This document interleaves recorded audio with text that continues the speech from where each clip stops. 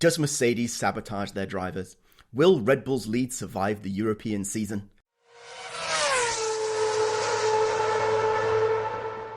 Welcome to Tinfoil Helmets, your occasional spicy hot take roundup of the latest F1 rumours, all with the almost believable conspiracy theories to back them up. Everything here is carefully researched for hours to make sure it's totally founded in logic, reason and truth. Or not. Who knows? Shall we see what we got right and wrong? I mean, that's how we always start this podcast. But we need to check every time. That's true, we do. In case we want to spice it up. Number one, we asserted that it would be a snooze fest. I'm going to argue, yes, it was. There were no yellow flags. There were no safety cars. With a 4/10 gap to the car in front of you, it was an easy DRS overtake, especially when you had any tire delta. With no tire delta, you were sucked or stuck. Boo. It's not a great racetrack. Like, I understand why they come here for testing, because like there are high-speed corners, there are slow-speed corners, there are straights. It's a great testing circuit. It's terrible for racing. Do you think that's because it's a test track? As in, they've tested there so much it's like a weird equalizer? Or do you think it's just not a good racetrack?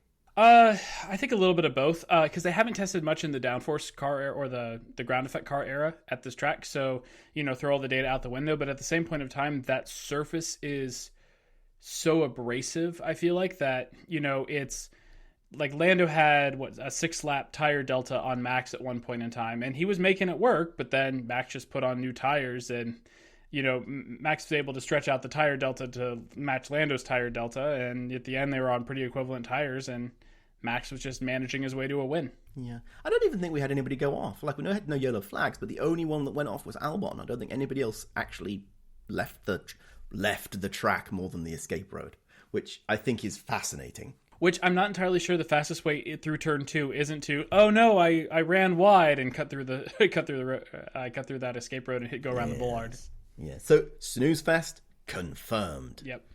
Which is why they're all going to move it to Madrid in whenever it is. I still think we should go back to Barcelona, but better, or Barcelona with elevation changes in Portimao. Portimao was great. Yes, also good. I also think they could even bring up Jerez, because at this point just change it up and see what happens. Jerez. Jerez. I always want to say Juarez, but I think that's just because I'm stupid. You're not Spanish. Yeah. So next one. I made a spicy prediction that Merc would go nowhere. I mean, started 3-4, finished 3-4. Yes, and I think by fiat, in a negotiation amongst the supervisory board of this podcast, we have concluded that this is in fact a full point. Well, I think we're stretching on it, but yeah. Yes, and we're stretching on it because when I said it, I meant that they were going to stay exactly where in the pack, and they definitely went forward, just not in the race. Yeah, I mean, they did stay where they were in the pack. True, everybody kind of put back into their appropriate 2023 positions. Yeah. Surprising Ferrari was down, but we'll talk about that. Yeah, so number 3 on our spicy predictions. Verstappen wins, yes, after Norris screws something up in the last 10 laps after Norris having had a dominant weekend. So close, but yet so far, Dominic. This was almost... I gave it half a point. I would give it a 0.75. Verstappen wins after Norris screws something up. He didn't screw anything up. Yeah, he screwed up the start. All right, I'll give you that. I'll give you the 3/4 of the point. He even admitted it, that the start was not great, and he had a dominant weekend because he did have a pretty good weekend. So I'm going to give it 0.75 there, son. What was he going to say? His start wasn't great. No, it was. I only got passed by 2 cars. How was it not great?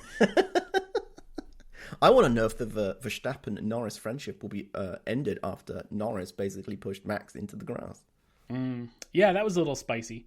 I don't know if you there was some of the going to the post-race press conference. Lewis and Max got there first, and they were joking with each other. They're friends. I think they could be friends. Did you see the picture of Lewis? He was lying down on the couch, and apparently he put a song on. I don't know the song that was mentioned, but it was like "Could There Be Love" or something, and he just chilled out. Max turns up and says, "Oh, look who's getting old. Do you need a massage?" Yeah, exactly. And they were joking about it. They're friends. The Team LH fan club will be terribly disappointed in that. The cognitive dissonance there might break them, hopefully. And then last but not least, my spiciest of spicy takes. that I think really should have happened was Perez is demoted to the V car because you rightfully pointed out that actually probably secretly his contract now allows it. Liam would have been slapped into the Red Bull and Yuki would be asked to sit it out. I will say that this is an absolutely big fat zero, but Yuki did not have a good weekend. I mean, V-Carb didn't have a good weekend after all the massive upgrades. Liam would have done better than Perez in the Red Bull. And Perez basically drove like a V-Carb from the last 3 or 4 races. So, it's a zero, but I wasn't that far off. I mean, he did split the Alpines. Yay! It's terrible. It's terrible. All right, Dominic, did anything happen between the races? I mean, the 24 Hour of Le Mans happened. The 24 Hour of Le Mans did happen, and Ferrari won a race at Le Mans. On strategy. On strategy with Italian Jesus. I watched bits of the Le Mans, and it was actually quite entertaining for the bits that I watched. But the problem is the bits in between the bits that are exciting are immensely boring because it goes on forever. Yeah. The best part about Le Mans to me is the commentators slowly losing their minds. Did you see the Italians singing? No, I heard all about this, but I never was quite there to watch it happen. I forget exactly what they were singing, like maybe some Le Mans song or something like that. But it's, especially because there were like 6 hours of safety car in Le Mans, which, one, I love the fact that like they're never going to red flag it. We're just going to drive behind a safety car if it's raining or we need to repair a barrier, deal with it. The safety car period was so long that they had to refuel the safety car, which is amazing. So I didn't see that happen, and I then since then had questions of how did they pull that off. I can tell you because I was curious myself. So there are 3 safety cars at Le Mans, so one for each field. Oh, interesting. And a safety car in reserve, a spare extra safety car. Huh. So essentially what they did is they had one safety car they had like the D car come out and relieve the A car. The A car then pitted, and then just kind of like everybody shuffled their way back through on safety car. So essentially they replaced one safety car with another safety car so the safety car could go in and get refueled. Interesting. Clearly they planned this well in advance. They know how to run a 24-hour race. They know how to run a 24 hours. Interesting. That's fascinating. Yeah. Fascinating. The bits of it that I watched, and I'll say I watched maybe 20 minutes, maybe half an hour of the onboard from the Iron Dames, who were driving, I think, a Lamborghini, and at one point they were running P3 in the GT3 class. It was actually really interesting because the ladies who were driving it, like clearly set a bunch of overtakes up, and it was really interesting to watch those overtakes. They're very different to F1. There is no excitement and surprise per se. It is watching somebody set up a strategy, I don't know, 10 or 11, sometimes maybe even 2 or 3 laps prior to get close enough to sneak down the appropriate place very calmly with a lot of planning to then get in front. It was pretty good. But sadly, somebody in a stupid car in the higher class hit them and knocked them down to P5. So. Yeah, that's always the cool thing I think about Le Mans is you have like 3 different car classes on track at the same time. And, so, you're battling with like the cars around you, but then also like, oh, here comes this LMP1 car going all the way through. They go past so quickly. Like as soon as they do a restart, boom, boom, boom, straight past the GT3 car. It must be quite difficult to manage that as a driver, watching the people come past you, because you don't want to let somebody else sneak through. I am disappointed that they didn't have the NASCAR back this year, though. That was great last year. They did have there was a Mustang, I think, this year that wasn't but next to the LMP. It was in the GT3 class, I believe. Yeah, and I think next to the LMP2 was the picture I saw, and it still looks hilariously large. Yeah. I need to see a Le Mans car next to an F1 car, because I have this sneaking suspicion that an F1 car is bigger than a Le Mans car. Maybe. Yeah, it'd be interesting. But yeah, I like the Garage 65 program as well. Of like, we're just gonna throw a random car on track that like is trying to do something interesting, be it a NASCAR or like a hydrogen fuel car. I think they did at one point in time, or I think this year's plan, but it didn't pan out. Yeah, see, I think that's a great use of Le Mans, because you're not going to win it, but it could be interesting nonetheless. Well, it's an exhibition. It's showing something new that can be done in motorsport cars altogether. And yeah, and I think this. I had a friend that actually went to Le Mans, and I saw some of his pictures, and like it looks like a fun time. Like as far as like fan involvement and watching the cars go around and yeah. And I also somebody posted on Twitter about Oh, be careful! Like, there's a road closed this weekend south of Nice, or down from Mulsanne down to like this other corner, and it's like looking on Google Maps, you actually get a sense of like how big the track really is, and how it's like local French like local highways that are they just like closed down for a week to do Le Mans. And it's when you see it on Google Maps and it just says the road's closed. Of course, it doesn't have the context, and you're just like, why? What?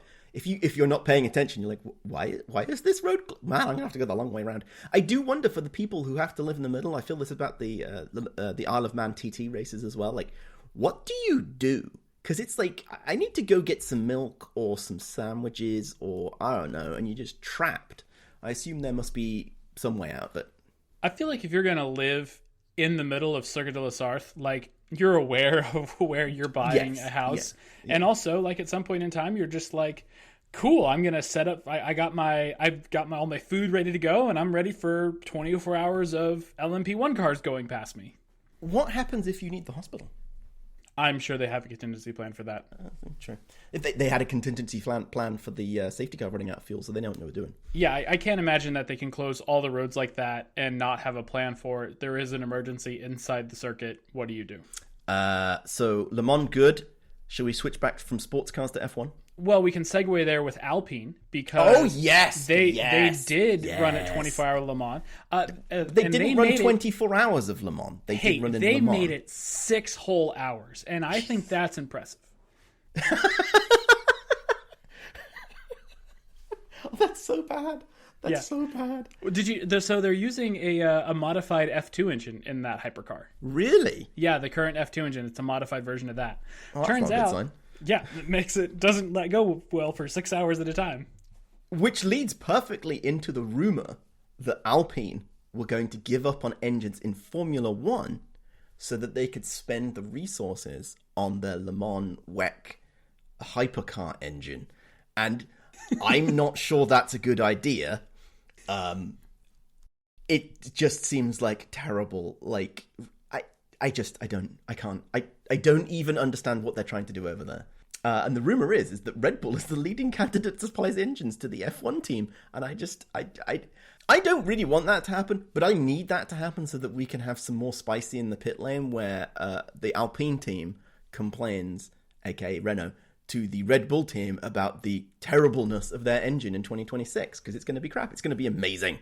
Yeah, we need Cyril to come back and be berating Christian Horner about how shit his engines are, and if they only had a good engine, they would actually be winning races. It would be perfect. That would be absolutely fantastic. Speaking of Alpine and bringing people from the past back in, guess who's back in F1? I didn't think this was possible. I didn't think it was possible. Flavio Briatore, the greatest, spiciest team principal, is back in F1. And conveniently, F1.com, presenting the story and the coverage about this great return of this amazing team principal, failed to mention the fact that he'd been banned from F1 for 5 years for cheating. For those who don't know, you should search this in your favorite search engine, Crashgate.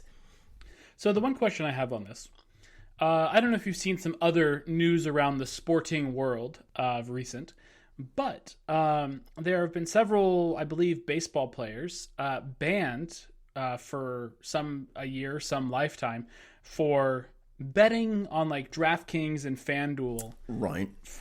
On games that their team was involved in, even if they weren't necessarily playing. It's sometimes comically how bad they are at betting on games that their teams are a part of. But winning is not guaranteeing you to not get banned or get banned. So the question I have here is, does Formula One ban any of their team members or team principals or team executives from gambling on the sport? Because if there is one person who I can imagine wanting to make a risky gamble of something that's going to happen with 2 drivers and one that's trying to like somehow work their way back in favor of the team to try to salvage a season, this has all the earmarks of Flavio's back at it again. Singapore's going to be great. This fits into such a terrible narrative, which is the supposed they're trying to sell the team or considering the selling the team. That this is like, what you need to make the team look good, to make someone pay you some money, is have a win. It's so bad. There is the what's it called? The redemption arc of many people who are bad and they do bad things and they come back for it, and like maybe you'll forgive them and people learn from their mistakes. It's leopard rarely changes its colors, but if there's one person that is definitely not changing their colors, it's Flavio effing Briatore.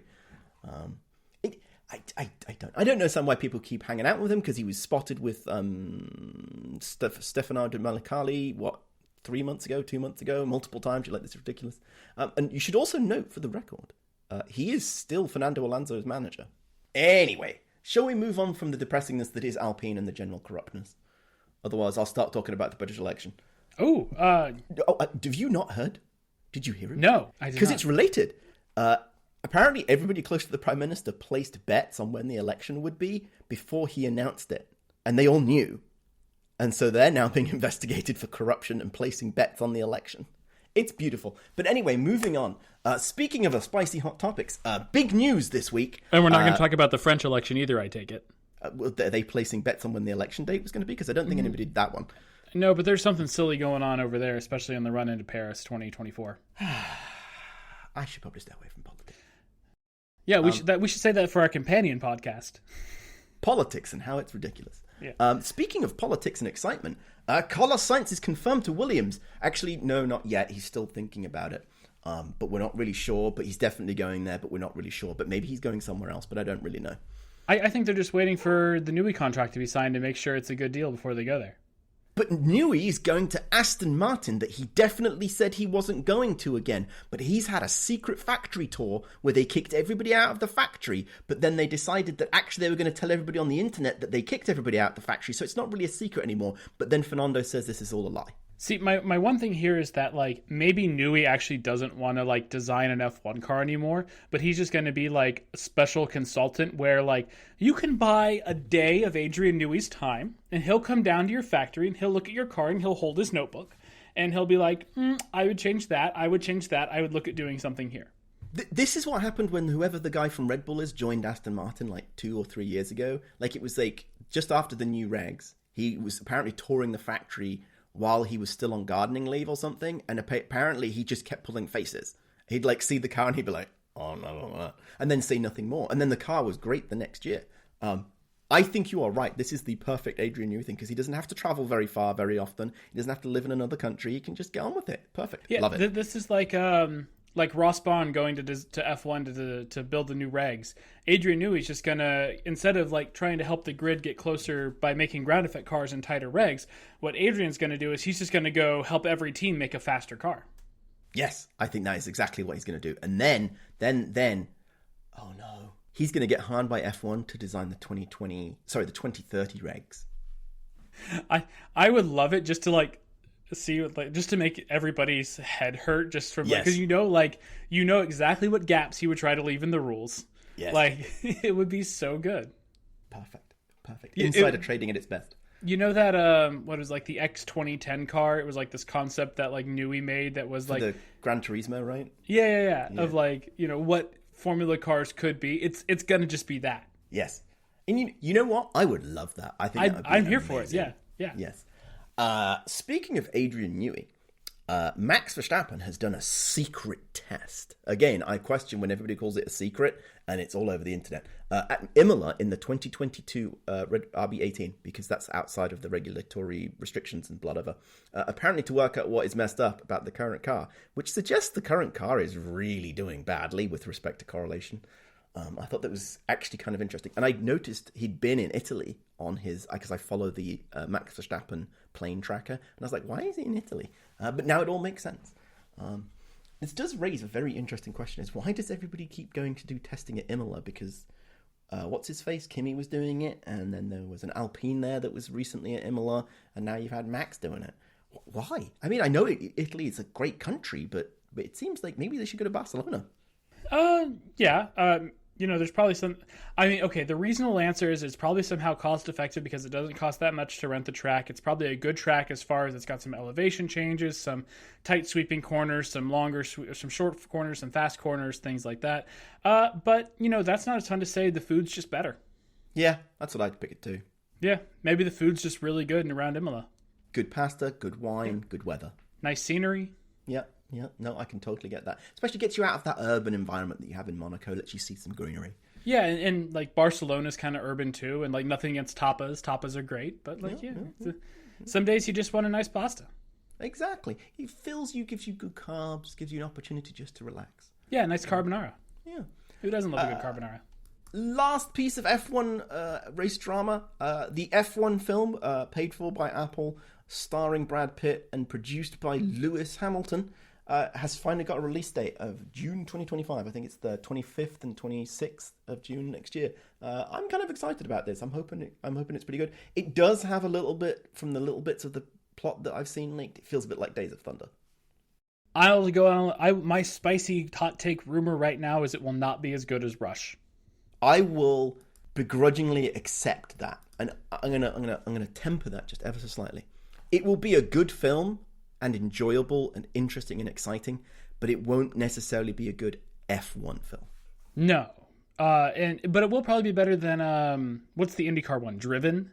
Oh yeah, the one with Sylvester Stallone. Yeah, it's gonna be better than that. Yeah, terrible. Terrible. Will it be better than the movie that made Liam Lawson want to be a race car driver?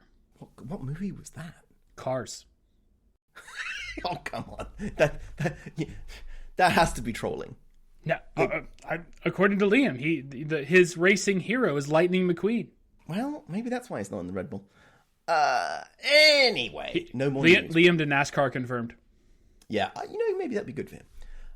Shall we see if Danny Rick to NASCAR? That's what I really want to see. Yes, we've said this before, but it's what needs to happen. Red Bull can greatly increase their US market share by starting a NASCAR team.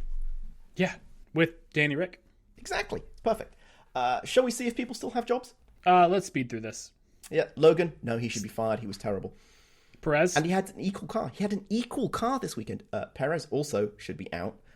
I'm willing to accept he can stay in F1, but he's terrible and he is hurting the team. Max is yet again carrying them. I think Perez is fine in a midfield team because that's where he's driving the Red Bull right now. Exactly. He's got it. I have more spicy theories on this when we get to it later. And last but not least, I say this not because I don't think Sainz should be in F1, but the boy needs to pick a seat. At this rate, he's going to lose out. What if, and here's a spicy hot take, what if Lance Stroll is causing all this problems? In that he won't leave? And everybody wants Lance out. And everybody thinks Lance is gone, but they're not waiting to sign the contract until Lance leaves because that's going to have a whole bunch of other things. Because if you're Sainz, that's not a bad combination of him and Fernando in the Aston. And Fernando was his idol. Yeah. I can subscribe to that, and I still think there is a very good chance that Lance is going to end up in the WEC in 2025 with those Valkyries designed by Adrian Newey. Shall we see what happened in qualifying? It was pretty okay qualifying. Yeah, it was pretty okay. I thought it was... It was still a little 2x2, as Barcelona tends to be. There was some jeopardy, shall we say, in certain places. Sure. Before we get into that, I was genuinely surprised. This was Lando's second pole of his career. For some reason, I thought he'd had 2 or 3 others. It just kind of really surprised me. That can't be right. No, it's exactly right. All right, well, you... recap the rest of it while you use the power of the internet. Yeah. Crap, he does only have 2 pole positions. He does only... See, told you he only had 2 pole positions. Well, that's okay, because I was reminded in the middle of the race that George and Lando had the same amount of race wins.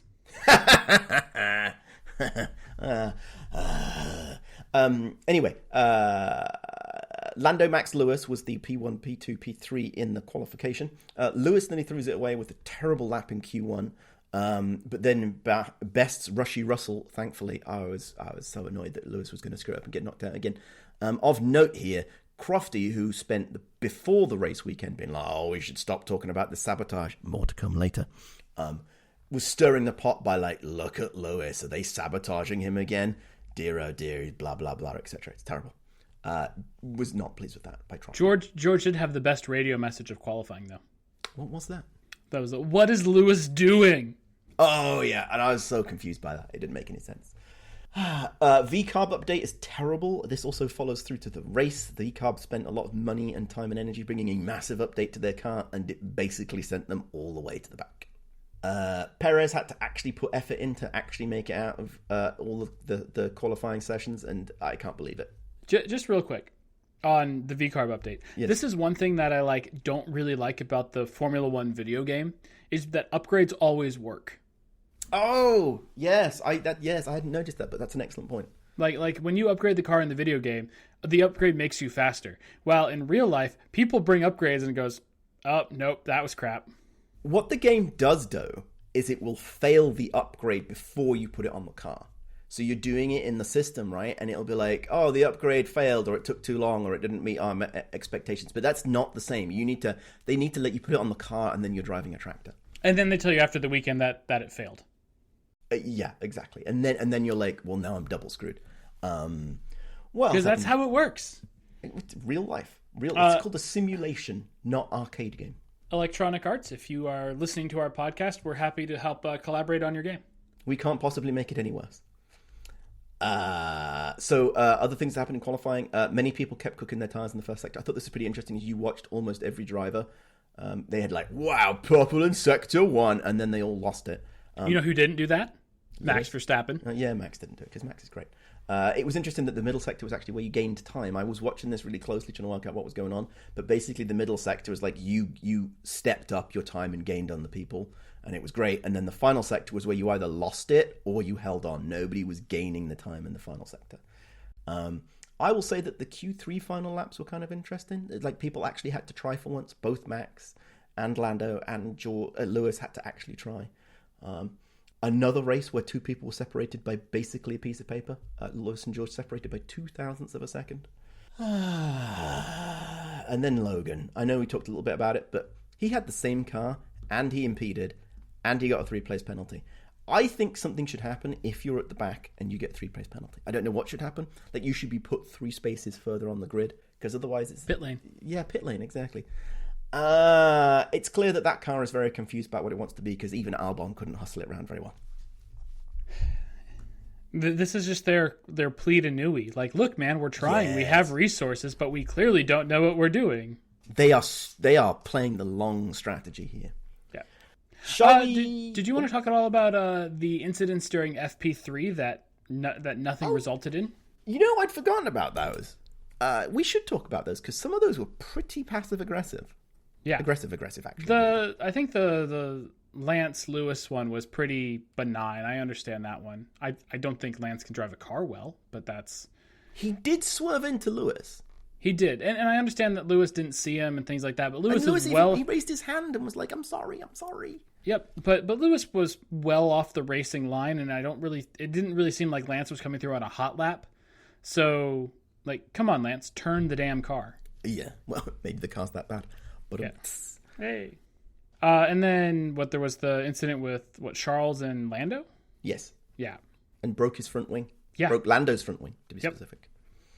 Did you see the discussion after the qualifying where Max was stirring the proverbial with Lando about that? Yep. Lando was like, or for those that didn't see it, Max was like, "Oh yeah, did you see? He didn't get a penalty?" And Lando's like, "What? My front ring is broken." Whatever. Yeah. Yeah. Terrible. And then during the race, Carlos had some thoughts on the stewarding, and after he was pushed off the track by Lewis. Going into race pushed recap. off the track. Pushed off the track. Yeah. Yes.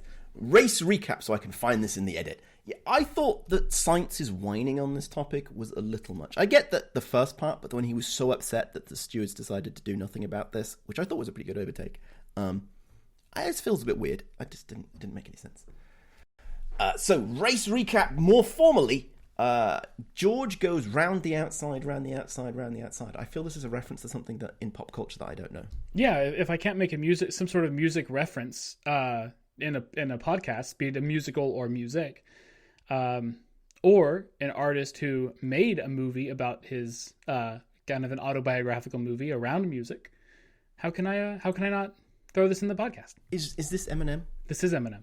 Okay, I got it. After you said movie autobiographical, I could start to hear the lyric in my head. Round the outside, round the outside, round the outside. Yeah. Lando and Max. And then guess who's back again? Max is back again. We, for the after season episode this year, should wrap a race. No. Okay. So Lando had a terrible start, and then tried to shove Max off the road, channeling his inner Michael Schumacher. While this was going on, George of all people, snuck around the outside. Hey, George is always good when the tires are fresh. He just doesn't keep them that way. That's very true. And then shortly afterwards, he lost it to Max, because of course he would.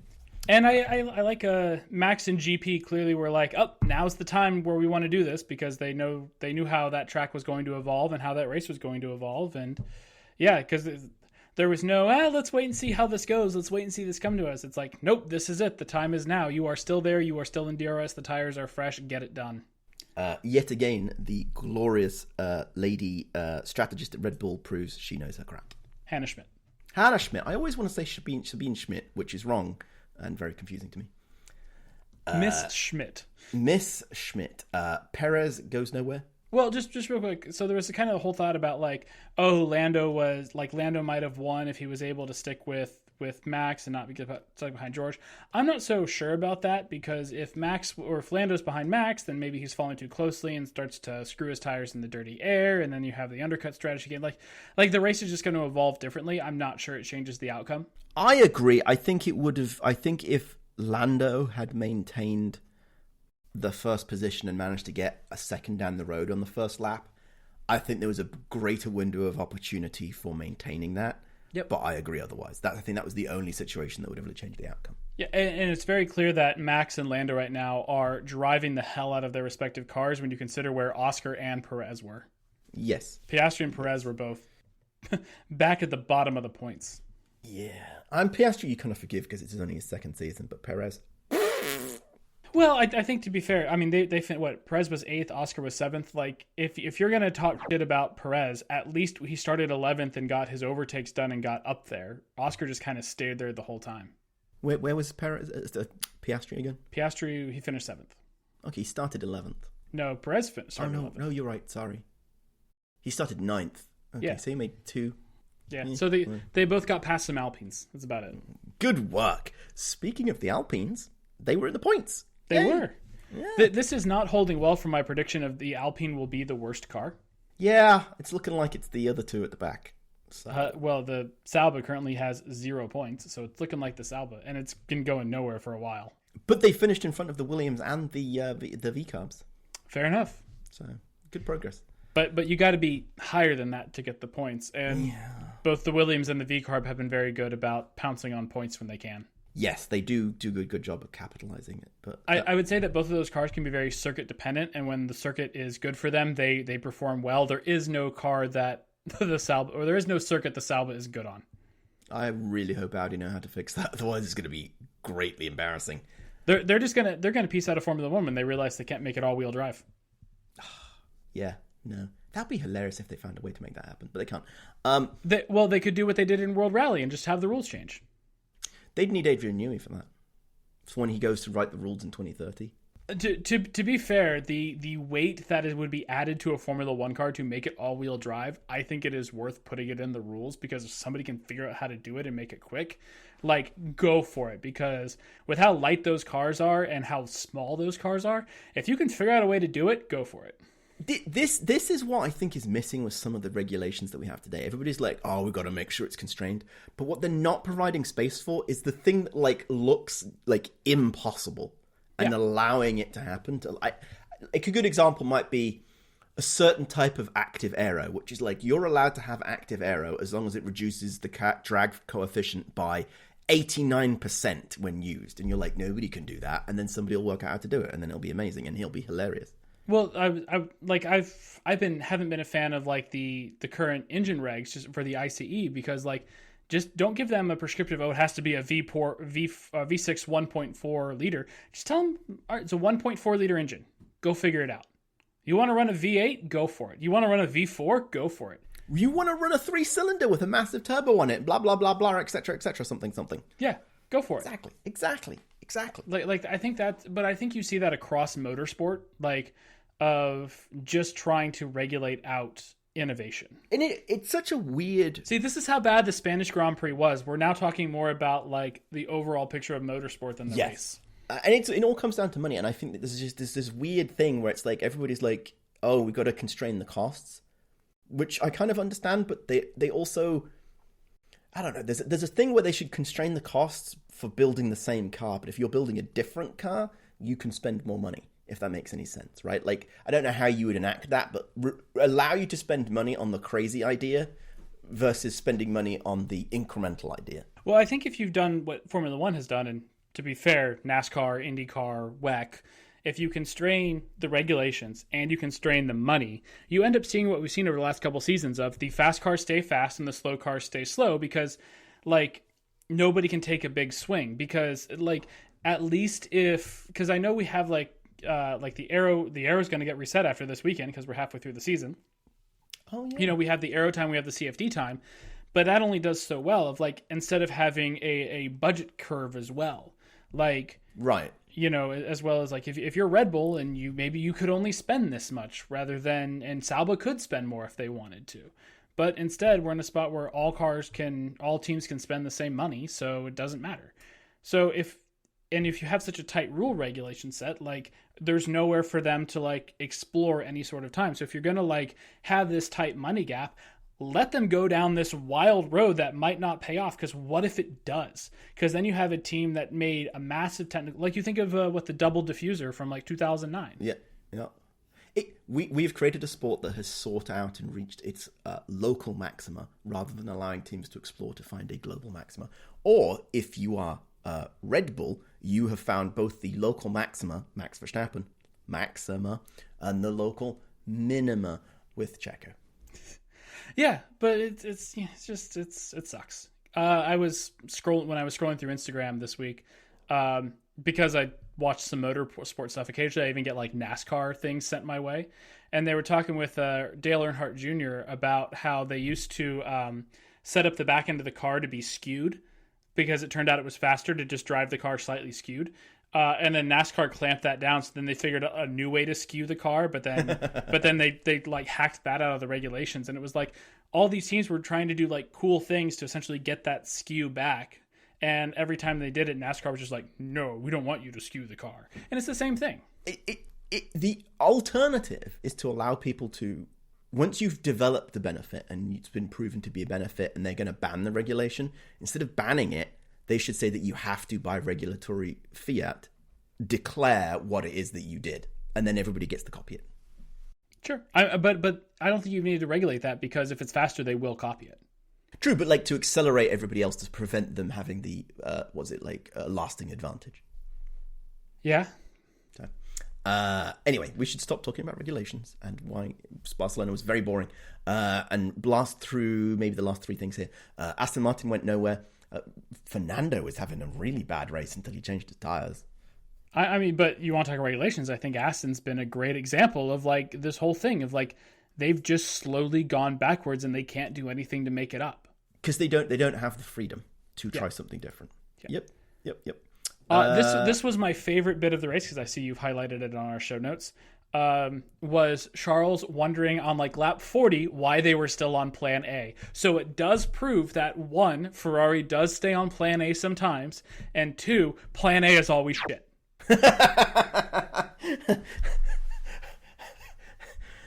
He wasn't confused because he disagreed with plan A. Yeah. He was just surprised by the fact he hadn't had a radio message of plan J. Yeah. We're back here. It's not working. Why are we staying on plan A? This is so confusing. I don't understand it. Why are we doing something different?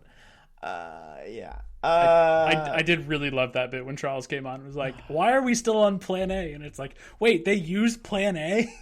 And his engineer gave him information to confirm to him why that was the case. I thought that was pretty good. Brian's a pretty good engineer for Charles. Yeah, I'm still curious about their strategy department, though, with plan A through Z. Man, it's going to be great for Lewis. You know the worst part about, like, having to be a Ferrari driver? It's memorizing all the plans week in and week out. They spend so much time memorizing the plans, they don't have time to set the car up properly. Exactly, yeah. Beautiful. It's such a Ferrari. Much wow. I mean, seriously, they're down to, like, plan E sometimes. No, like it is ridiculous, and the only thing I can conclude is that they don't only have three plans, but they give them different letters to throw everybody else off. Either that or plan A through E are always the same plan.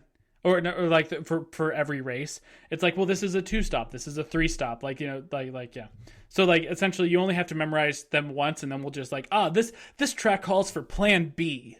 Yes. And actually, that would probably be the best strategy they could go with, because then it's going to like screw with everybody, where it's like, well, yeah, of course Imola's a plan E track. That's what we're going to do. We're going to do plan E this weekend. So then it's like, all right, confirm, we're still doing plan E. And everybody else is like, holy crap, they're down to like the 5th version of their plan. And when in reality, it was their main game plan all along. Okay, I'm now convinced this is what they're doing. The only thing that doesn't work here is the people who've left Ferrari will surely tell everybody about this. So it's not a secret anymore.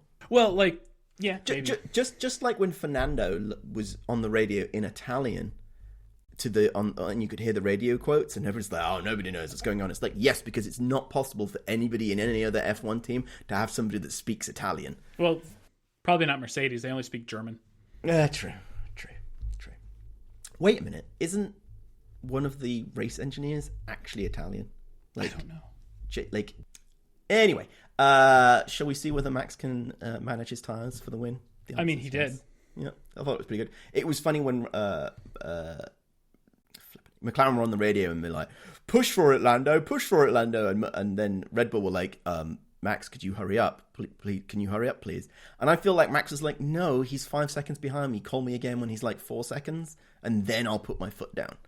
So I have to say that I was briefly happy for a minute that this might be a somewhat exciting race, because with how certain streaming services that you and I have worked for work, there's no way for me to like start from the beginning a live sporting event, or a sporting event that's like just finishing. So as I was like trying to quickly open the app and then like swipe back to the beginning, I saw like some of the podium interviews, so I kind of knew who was on the podium, and I'm like, crap.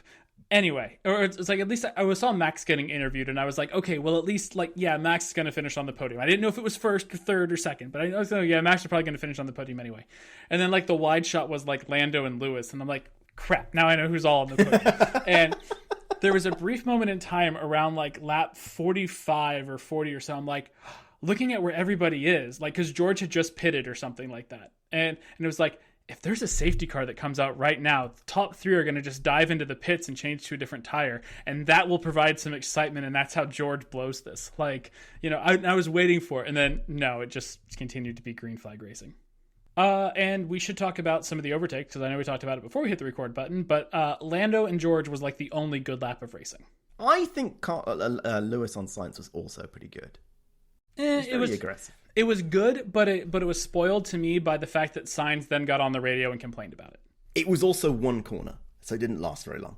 Whereas Lando on George was, 3 corners? 4 corners? 3. I didn't know you could even go side by side at that part of Barcelona.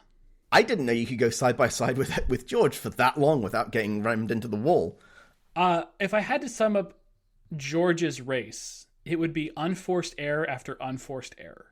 Yes. Because he took some really bad defending lines. Like he moved to the inside and practically let Max through on lap 2. Like, you don't defend to the inside on that corner. I couldn't believe it. He did the same thing to Lewis. Lewis was right behind him, and I think Lewis was like, I don't think I'm going to make it. Maybe I'll try for it. And he starts to move over just, to try and, trick him. And it works. And George is like, sure, let me just get out of the way. I'm going to get on the dirty line to make sure that you have a clear path. And Lewis is like, sure. Just like Max was like, I'm taking this, son. You usually say this the other way, but I think George is playing like 3-dimensional chess and everybody else was playing checkers. In the sense of, George was like, oh, if I can like dive to the inside before he dives to the inside, then I'll have the inside line and he'll stay stuck behind me. But everybody else was like, oh, thanks for opening up the racing line for me. It was terrible. And then he had what I didn't understand is he had a terrible pit stop, which I'm sure we're going to talk about very shortly. But he was like 6.3 seconds, but then somehow it didn't actually harm him on track. I was very surprised by that, possibly because he ate his tires going too fast. But yes, race boring, not a snooze fest really. I know we gave ourselves full credit at the top, but nonetheless, it was what you'd expect.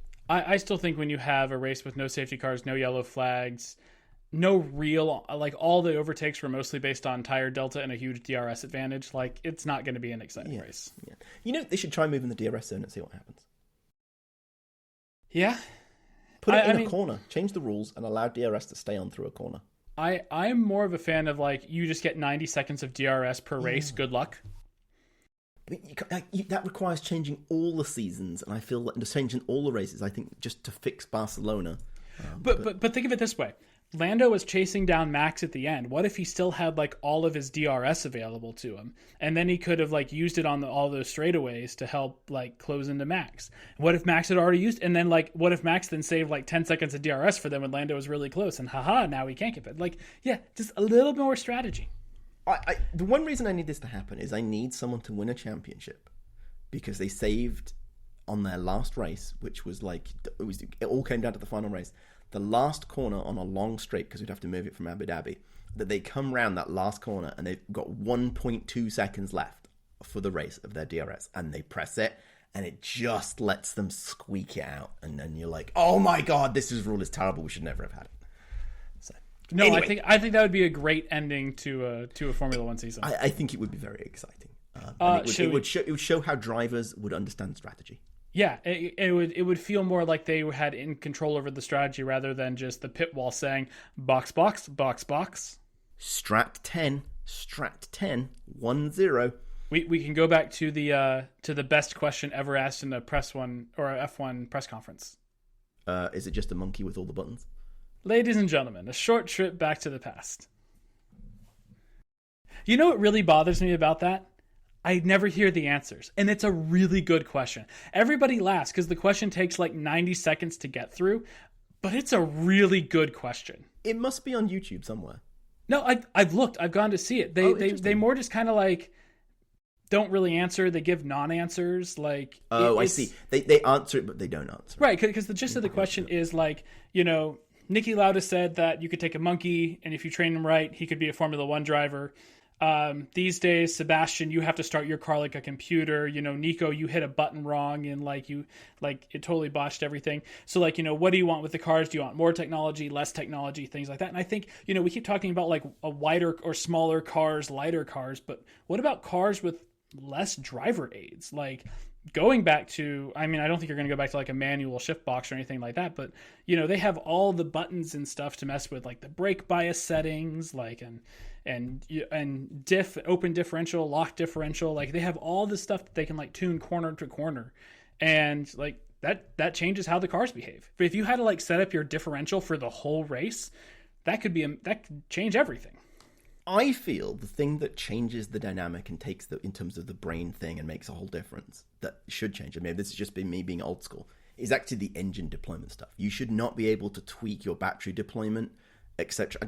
Ultimately, I think the battery needs to play a different role. Maybe it will in 2026, so that you're not like letting me change the differential while I'm driving around enables me to adapt my physical symbiosis with the car. And I feel like with engine deployment choices and stuff, I'm not sure that feels like less changing how I drive as a driver. I know it does, but it feels less nuanced.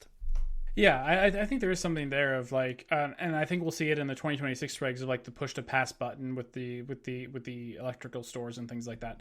So I do think we have some of that coming, but it's still, that was a great question that I wish we would have had the answer to.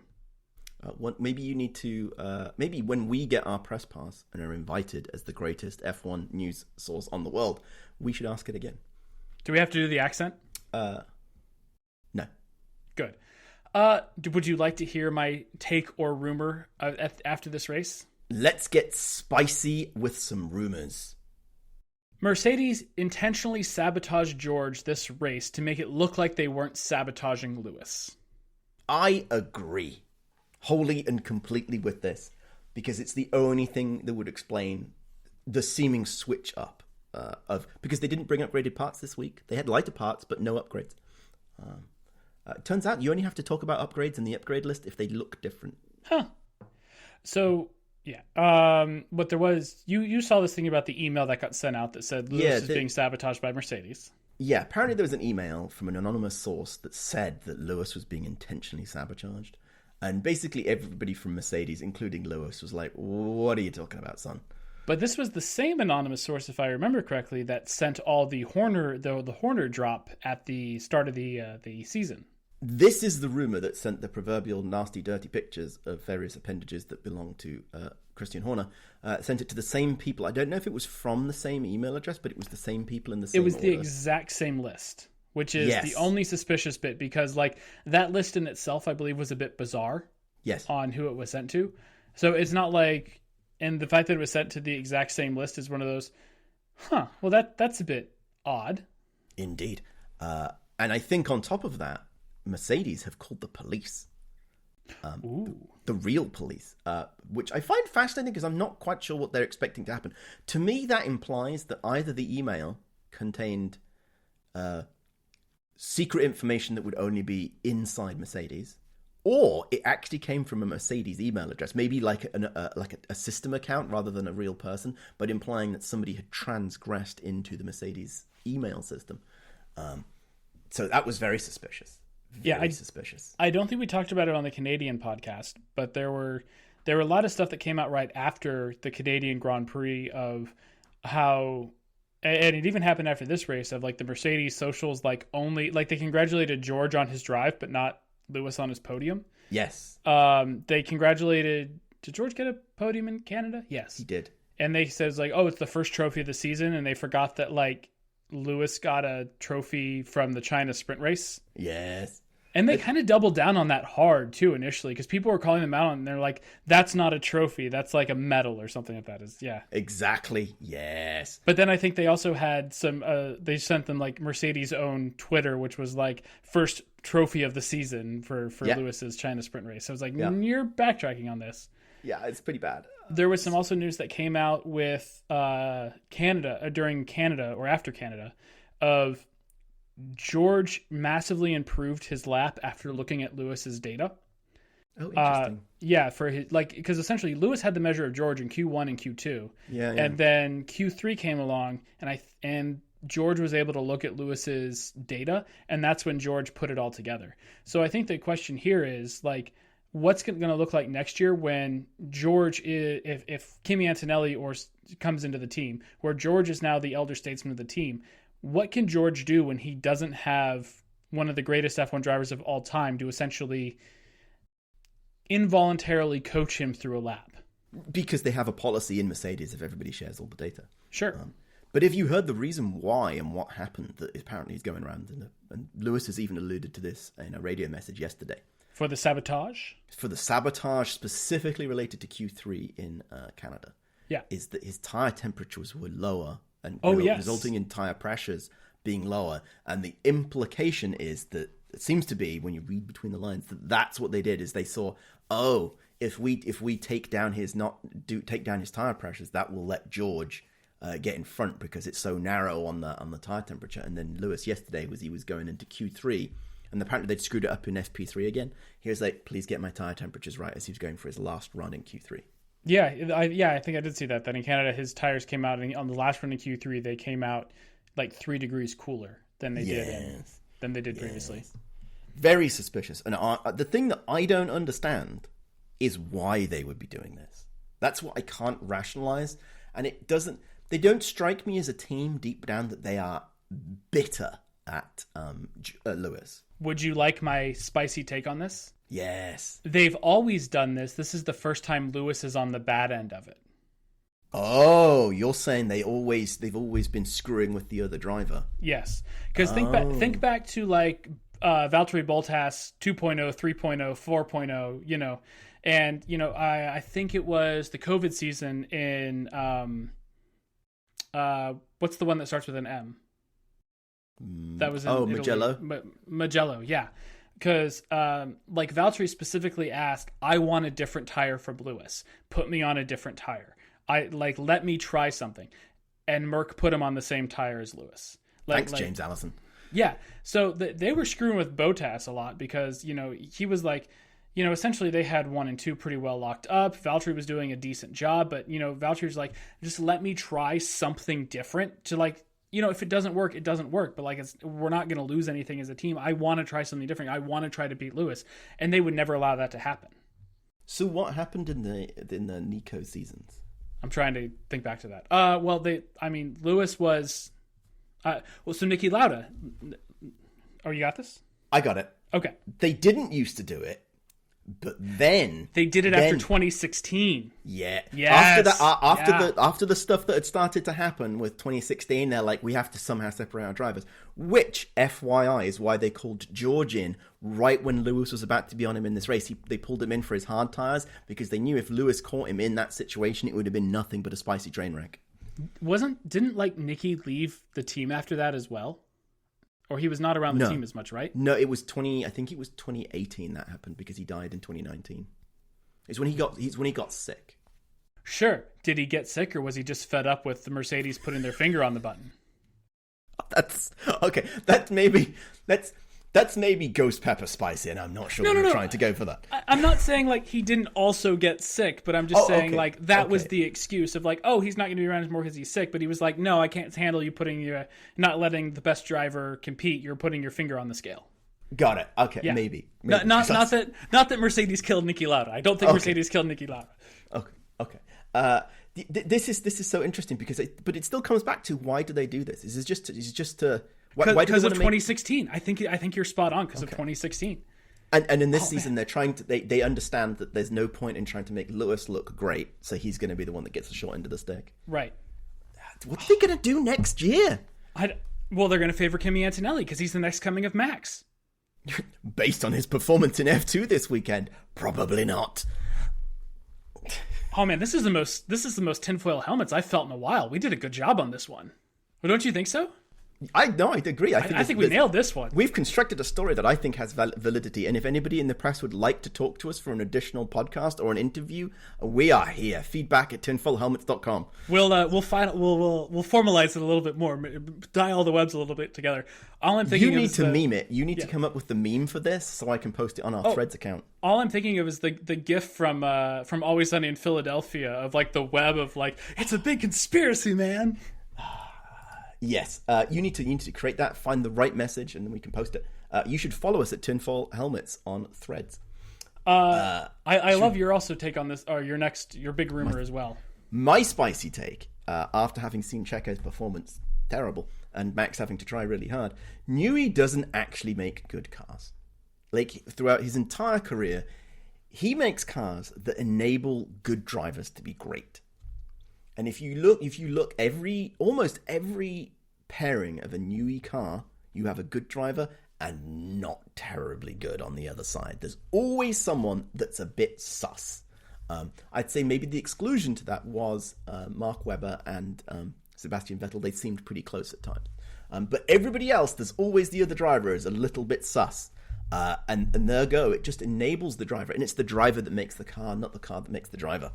Yeah, weirdly, this is like the most non-conspiracy conspiracy that I can absolutely subscribe to. Of if you want to think of like Newey's able to put a car right on like a knife edge of it is either amazingly drivable or amazingly undrivable, then it makes sense that like the best driver in the team is going to be able to drive the wheels off it. And it also makes sense of everything Red Bull said of like, no, we're not designing the car around Max. But they're designing the car that can be the fastest for their fastest driver. At this point in time, it happens to be Max. Going into 2010, I think they thought it was Webber. And then by 2013, they were clearly moving it, not necessarily designing it for Vettel, but making it so that it could outshine Vettel's characteristics. Or Vettel was able, given his age, a little bit younger, was able to adapt and extract what he needed to from the car. Also applies to Mika Hakkinen and David Coulthard, because I think Mika Hakkinen was the one that could make that car work, and that's how he became successful. Maybe the only other exclusion here was, who was it? It was Damon Hill and... Oh no, David Coulthard were working. When Michael Schumacher clearly beat Damon Hill inappropriately, he was driving a better season that year, and his partner, whoever it was, I can't remember who it was, couldn't drive that Williams. But Villeneuve versus Damon Hill... to be fair, that Williams was literally a death trap. Yes, one of the few cars. That's what happens when you shave down your steering wheel. Yeah. But yes, I think, and the reason this is important is somebody's about to go and pay Adrian Newey hundreds of millions of dollars for them to design a car. But what happens if they don't have the right driver? Okay, this is a bit of a tangent, but it's a question I want to ask. Is the reason why we haven't heard Newey signing with Ferrari is because if he starts to move to Italy and work for an Italian company, he can suddenly be prosecuted for Senna's death in '94? They've covered that. This has been dealt with. Okay. There is actually, they reached a legal conclusion because at one point, yes, he was going to get done for, was it murder or manslaughter? Manslaughter, I think. And Frank Williams as well. And then they all went through like 3 cases of appeal, and now it's all dealt with. That's stated. Given the Italians and their propensity to flip flop, it could yet come back. Because if suddenly he's a resident working for a company that's in, like, that sounds a lot different than having to extradite. Yes, exactly. We don't have to extradite him if he's living down the road. Exactly. Very complicated. Yeah. That's a good take. Yes, I try occasionally. This is probably my best one of the season. I would say that your sabotage theory also is possibly the best one of the season, but we're only halfway there. Hey, we're just finding our groove. Predictions for the next race? I'm still on a high from the predictions or the takes and rumors section. I think we finally hit our stride this season. The sport has given us the appropriate planets being aligned for us to create that, for us to do our best work. The sport has newied us to enable us to develop our greatest theory yet. So just to be clear, on the main things we've talked about in the Spanish Grand Prix podcast, it's why the regulations are terrible, Mercedes' long-term sabotaging plan for their drivers, and then a little bit of the Spanish Grand Prix. Yes. Okay, great. Shall we talk about what's going to happen at Austria? Or is it actually Silverstone? It's Silverstone, and I've done it again because I wrote all the predictions for Austria yet again. All right, well, at least one of mine is still valid. I'll still keep Max and the McLarens on the podium. Oh no, I'm wrong. I'm wrong about being wrong. It is Austria. I thought it was Great I'll Britain keep that next. one as well then. Okay, great. So we do our predictions for Austria. Yes. Okay, The Red Bull Ring in Silverstone, England. Well, the amount of Red Bull that gets drunk in nightclubs in England. Okay, number 1. Merck are going to dominate at Red Bull's home race where Max barely makes it into Q3. And you have said that if this happens, we collectively get quadruple points. And I will accept that. I think we have to, because I think this is extremely bold that somehow, at even a little bit of elevation, suddenly Merck is going to become dominant. And Max is barely going to make it into Q3 when he has not really struggled getting out into Q3 this season. Yeah, and it's also been a traditionally bad track for Mercedes. Right. And also you have to think of, that means that somebody in a RB, Alpine, Haas, Williams, or Sauber has to make it to Q3 to kick Max out. It's possible. Yeah. It's possible. Yeah. It's going to be Danny. Yeah. Your second prediction? Lando splits the Mercs, but then get in qualifying, and then screws up on a bad pit stop. And then somehow, and this is probably the most ridiculous one, Merc don't screw up the pit stops. Boy, they screwed up one today. They did. 6.3. Boo. So I had Max and the Macas on the podium. Okay, taking the contrarian view to mine. Yeah, I mean, I think they are the class of the field right now. And to be fair, we did not answer one of our questions at the top of, will Red Bull's lead survive the European season? Yes, because Max is like 4th in the constructor standing right now. I think I will actually say that I don't think the Red Bull's constructor lead will survive the European season. I think his driver's lead will, the constructor's lead will not. I agree with that take. Thanks, Perez. Yeah, pretty much. And just the fact that like everybody else is like, it's like Max and then like everybody else is like 2 by 2 and then like Perez somewhere down there. Yeah. And then just for you, there is going to be a Sound of Music reference on the Sky broadcast. And I'm going to miss it, and you're going to have to point it out to me. I mean, it's probably going to be something like The Hills Are Alive with the sound of Formula One engines or something like that. The Hills Are Alive. It's going to be something with The Hills Are Alive with something because we're in Austria, and yeah. And it's on a hill. If that happens and I get the reference unprompted, do we get double points? All right, so as long as it's not The Hills Are Alive. Okay. Because the other thing would be, how do you solve a problem like Perez or Logan Sargent or somebody else? And if somebody pulls a starter out of a car and says, forgive me, Reverend Mother, then we know we've really jumped the shark. Man, you're pulling these random words out. I'm going to have to watch Sound of Music, and I hate music. Oh, by the way, I had a friend text me who's catching up on the podcast and suggest that you watch The Producers. I assume he means the original Mel Brooks version, not the BBC remake. I would go with the mid-2000s Nathan Lane, Matthew Broderick, Will Ferrell, Uma Thurman version. I like that one. Oh, I think that might be the remake. It is the remake, but Gene Wilder is also fantastic, and the music's the same. But I don't know, that's the Producers one that I watched and I really like, and yeah, the Producers is great. Okay, but musicals. Yeah, but Springtime for Hitler. Musicals. I hate musicals. Anyway, do you have anything else to add to this glorious podcast? Please write in if you think Dominic should watch the Producers, and if we get enough. I'll say this: if we get okay, I don't want to totally throw off how our listener numbers at anything, but if let's say if we get, I don't know, I'll let you fill in the number. How many of our listeners, and you can go percentage wise if you want instead of raw numbers, just so you can't say a million and just screw this out together. Okay.